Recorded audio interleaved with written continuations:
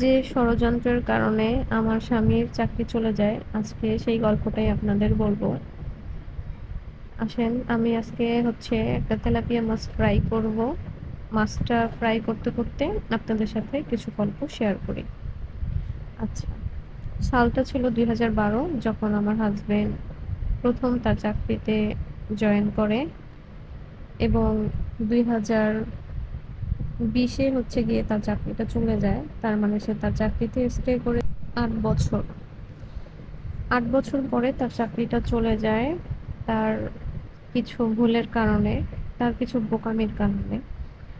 আচ্ছা, সে যদি আমার সাথে অথবা তার ফ্যামিলির সাথে বা তার কোনো ভালো বন্ধুর সাথেও ব্যাপারটা শেয়ার করতো, তাহলে হয়তো আমরা তাকে সবাই ভালো পরামর্শ দিতাম এবং তার পরিণতি শেষটা এতটা খারাপ হতো না। যাই হোক, তার চাকরি চলে যাওয়ার পিছনে যার ষড়যন্ত্র ছিল, সে ছিল তারই সিনিয়র। তার সেকশনের সিনিয়রের কারণে তার চাকরিটা চলে যায়। আচ্ছা, এই যে সিনিয়র, ইনি কিন্তু শুধুমাত্র যে আমার হাজব্যান্ডের চাকরি খেয়ে দিছে আর কি, সেটা না। সে তার সাথে আরও 3 জনের, মোট এই একটা লোক 4 জনের চাকরি শেষ করে দিছে। এই একটা লোকের কারণে 4টা মানুষের জীবন, 4টা মানুষের পরিবার, সবকিছু এলোমেলো হয়ে গেছে। অথচ মজার ব্যাপার কি জানেন? এই যে লোকটার কারণে 4টা মানুষের জীবন এলোমেলো হয়ে গেল, 4টা মানুষের চাকরি চলে গেল, অথচ সেই লোকটার চাকরি কিন্তু যায়নি। এইখানেই হচ্ছে মজা। আচ্ছা, যে মেইন কালপ্রিট, যে মানুষের চাকরিগুলো শেষ করে দিল, মানুষকে বিপদে ফেললো, তার চাকরি কেন যায়নি জানেন?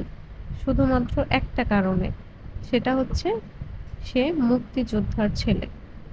তার বাবা 1971 সালে মুক্তিযুদ্ধ করেছে, এই জন্য আওয়ামী লীগ সরকার তার চাকরিটা রেখে দিছে।